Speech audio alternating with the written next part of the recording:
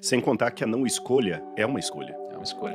O pessoal acha que não vou escolher. Não, você tá escolhendo. já Você tá escolheu. escolhendo, não A escolher. neutralidade é uma escolha. Não, mas perceba só que assim, a beleza de tudo que eu falei é só pra chegar no final e dizer que a diferença de Jó é que Jó, ele conseguiu passar por esse momento. E cara, quanta gente não passa por coisas muito menores que Jó?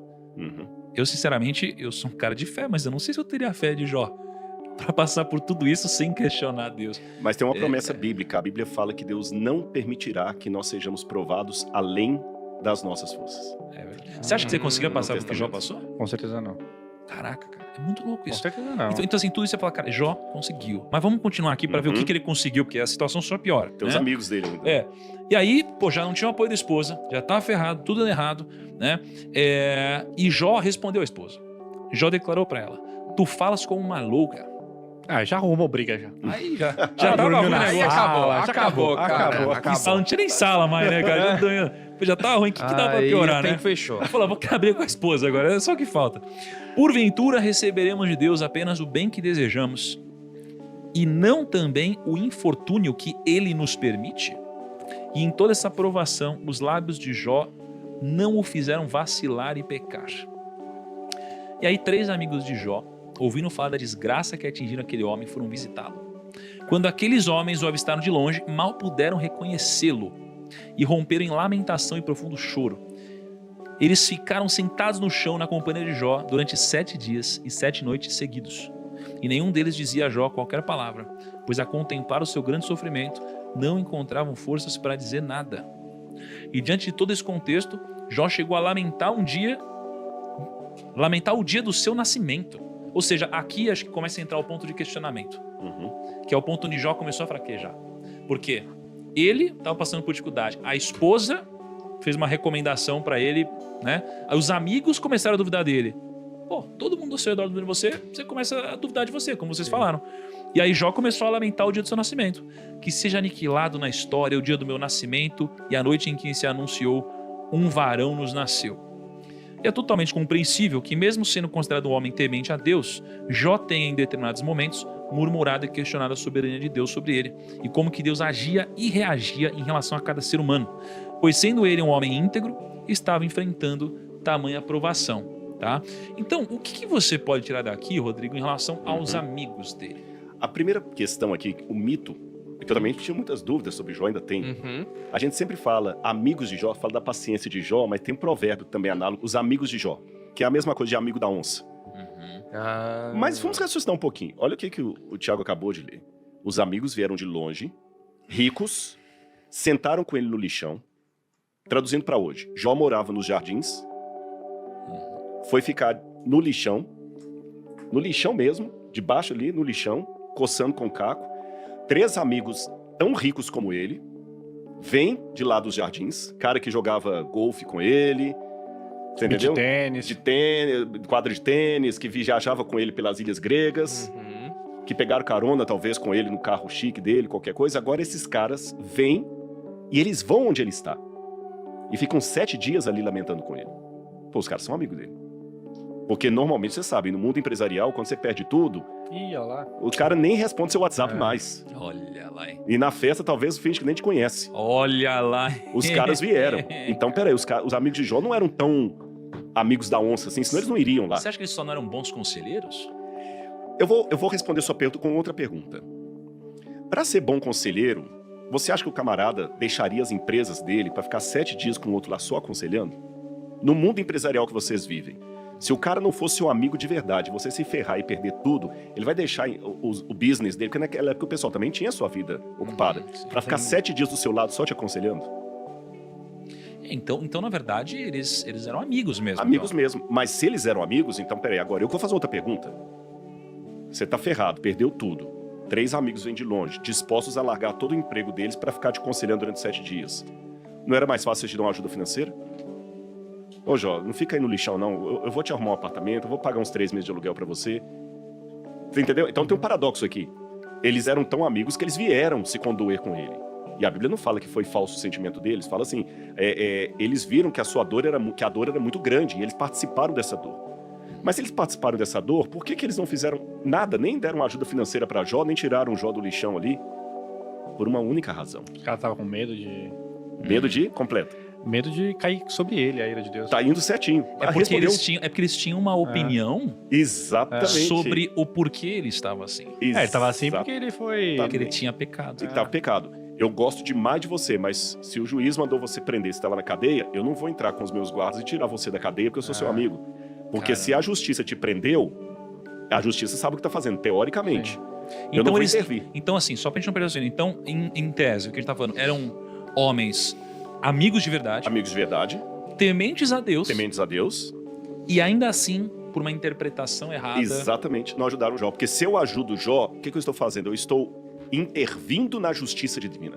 Então, às vezes, você vai ter amigos que são amigos de verdade, que são tementes a Deus. Mas estão equivocados. Estão equivocados e a culpa não é deles. Não é deles.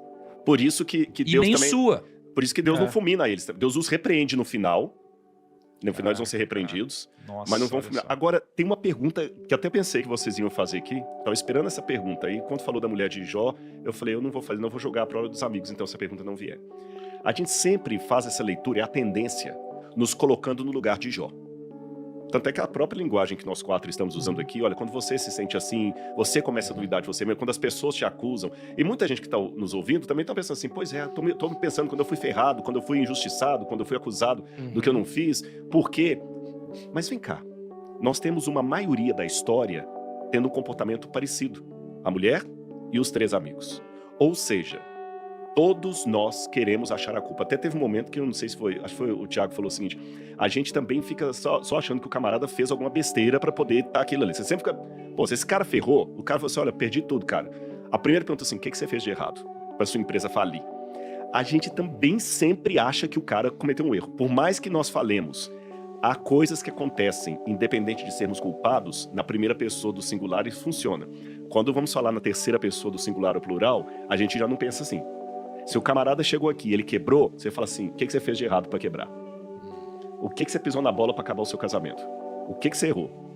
Aí eu faço a pergunta essa, eu construí tudo isso para chegar a essa pergunta. Por que nós temos a tendência de ser amigos de Jó na atualidade? A gente sempre encarna o Jó. Eu sou o que sofre. Mas em 90% dos casos, eu sou também que emite juízo de valores sobre o outro. A gente faz isso o dia inteiro.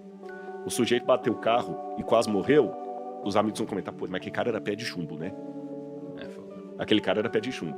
O sujeito morreu por um problema de saúde, mas aquele cara também, você viu quando ele comia, como é que ele comia? Várias vezes eu falei com aquele cara, come menos gordura, teve infarto. A gente sempre procura uma explicação. E sabe por quê? Medo. Tem uma palavra em alemão que o Freud usa também, e essa palavra não tem uma tradução precisa em português, é Schadenfreude. Schadenfreude, em alemão, Freude é alegria. E Schaden é desgraça. Schadenfreude é uma alegria na desgraça. Nós não temos uma palavra em português para traduzir isso, nem em inglês. Nem em inglês. O que os alemães queriam dizer com alegria na desgraça? Seria mais ou menos assim. Quando tem um acidente, vamos supor que teve um acidente, um helicóptero caiu.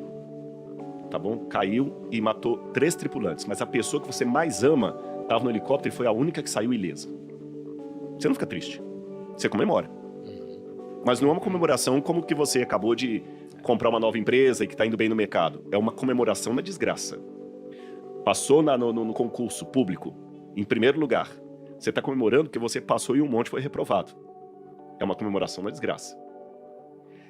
É isso que chama Schadenfreude. Não é errado, não é imoral. Então, você acha errado ou imoral? Não, não é. A questão é... Aí agora eu vou puxar o Freud. Não, posso só contar um parênteses aqui? É porque eu passei por uma situação assim... Lembrando que não é errado, tá? Eu vou explicar qual é o problema. Ufa, que bom. É porque eu fiquei num sentimento muito dividido, assim. Eu tava um dia em casa, peguei meu celular, acho que talvez o Lucão ou o Gui, ou o Kaique, não sei, mandou uma notícia, assim, de que o helicóptero que o Guilherme Benchimol ia pegar caiu, né? E Guilherme Benchimol, Ele né, se recusou a pegar, né? que é o presidente da XP, enfim, um amigo, uma Judeu? pessoa judeu, de criação, né? Não necessariamente de prática, né? De prática, né? E aí, quando eu vi essa matéria, eu falei, caraca, olha só. E a história era mais ou menos assim, ele ia para um lugar E aí ele acabou não pegando, né, o helicóptero que ele ia pegar, porque antes do helicóptero chegar, o helicóptero caiu. O helicóptero caiu. Isso tudo aconteceu por uma mudança de logística que tinha acontecido. E eu, como um cara que não conhecia os pilotos e nada disso, apenas olhei para um amigo e falei, livramento.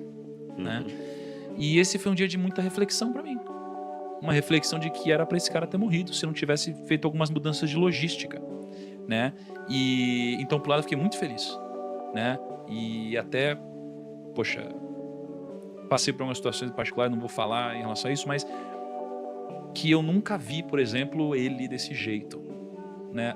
A reflexão que aconteceu na cabeça dele, do porquê isso tinha acontecido com ele e tal, foi muito profunda. E na minha cabeça, livramento. Por outro lado, você teve gente que morreu e sofreu. Mas o meu primeiro instinto não foi pensar nisso, foi pensar no Joser, o personagem que eu me identificava, que eu conhecia ali, né? E então eu passei por isso, exatamente o que você falou, dessa alegria na desgraça, ou sei lá o que e tal. E realmente, cara, assim, é muito doido porque isso acontece. Pra mim, isso daí não tem como não ser, de alguma forma, cara, uma ordenança, sabe, divina. E aí você fala, mas é injusto, porque os morreram. Mas, cara, a gente tava falando. O tópico desse programa de hoje é falando basicamente sobre o quanto a justiça não existe no mundo material aqui, né? E que existe algo muito mais complexo do que isso, cara. Enfim, aí só pra contar um relato real do termo que você acabou de dizer. A tópica é esse mesmo, a justiça nesse mundo não existe. O que existe é o milagre de Deus conseguir intervir num universo de injustiça sem quebrar as regras do jogo. Ele consegue salvar a economia sem imprimir dinheiro e jogar no mercado, ou sem manipular os dados na bolsa de valores. Sem informação privilegiada. Entendeu? Agora vamos colocar qual é o problema. Eu até adiantei aqui, antes de falar se não é imoral, não é errado ter esse sentimento, eu tenho. Se Deus que defenda, como dizem lá em Minas, né? A Laura estiver num ônibus e tiver um acidente grave ali, várias pessoas morrerem, mas a Laura ser ilesa, eu vou fazer um culto de ação de graças na minha igreja. E não acho pecado isso. O problema, ele está um pouquinho mais abaixo. Está mais abaixo em que sentido? Quando você faz isso, agora eu estou entrando um pouquinho na psicanálise, não é minha área, estou pedindo licença aos especialistas. O inconsciente, ele arma a defesa. Porque o nosso instinto de sobrevivência está sempre atento a qualquer coisa que pode nos atacar. Nós fomos programados para viver, não para morrer. Por isso que nós temos instinto de defesa, o instinto de sobrevivência, você não tem instinto de morte.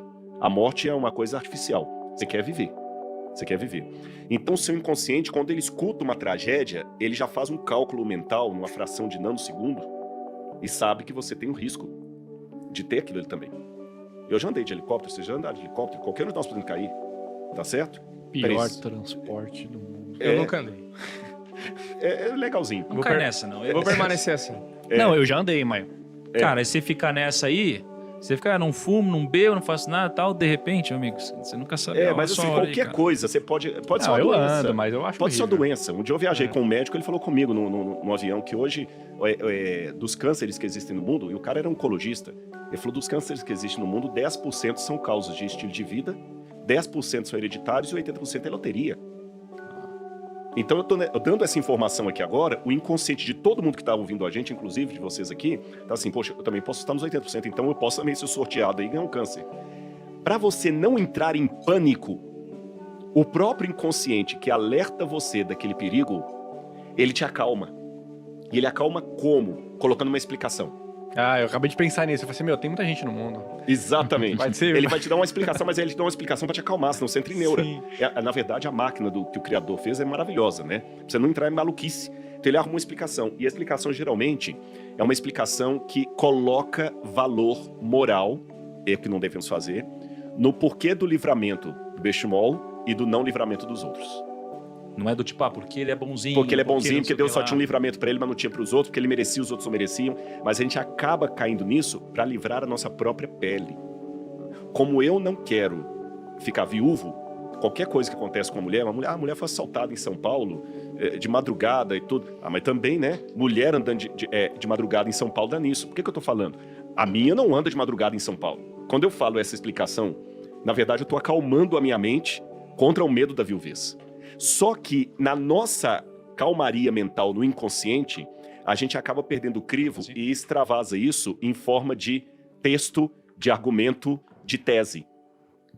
E aí começamos a partir para o julgamento do outro. É o Carl Jaspers que dizia, a gente acaba julgando o outro com o nosso código de valores. Você começa a dar explicações para o sofrimento alheio e soluções para as dificuldades alheias. Como é fácil resolver problema dos outros? Ah, é muito fácil, né? Você olha e você fala assim, meu... E é isso, é uma das coisas, não a única, que o livro de Jó quer corrigir. A aprovação que você está passando não é necessariamente porque você é um desgraçado. Não, obrigado, eu não quero. A aprovação que você está passando não é necessariamente porque você é um desgraçado. E a bênção que você está recebendo não é necessariamente porque você é o cara. É porque Deus tem um plano maior do que a sua bênção. Forte isso. Ele tem um plano maior do que a sua aprovação. E mesmo que você seja o cara, assim, o cara, no mundo espiritual, se Deus precisar do seu martírio para servir de testemunho para a conversão de alguém, ele vai deixar você ser martirizado e ele não vai interromper a pena de morte como ele não interrompeu de Paulo. Você entendeu? Ele permitiu, não desejou. Permitir é diferente de desejar. Ele permitiu, talvez, que 6 milhões de judeus se tornassem vítimas de Hitler, para que hoje eu pensasse um pouquinho mais nos riscos que o mundo corre de criar uma tragédia. De repente, a morte daquele judeu não foi porque ele merecia morrer, mas de repente aquela morte daquele judeu me faz pensar um pouco mais na vida. Entenderam? Então, provações ou problemas não vêm porque você é um desgraçado, porque você é o cara, necessariamente. É lógico, não vou aqui ser leviano. Há muitas bênçãos que vêm das suas atitudes. Eu fui bem no mercado porque eu fiz tudo direitinho. Há bênçãos que vêm das virtudes. Sim. E há provações também que vêm dos vícios, né? O cara passou a vida inteira fumando, tem um pulmão podre, é consequência. Mas eu quero dizer que na matemática da vida, nem todas as bênçãos ou provações vêm necessariamente por causa dessas coisas identificáveis. Na melhor das hipóteses, Jesus deu o conselho: não julgueis, para não serdes julgados.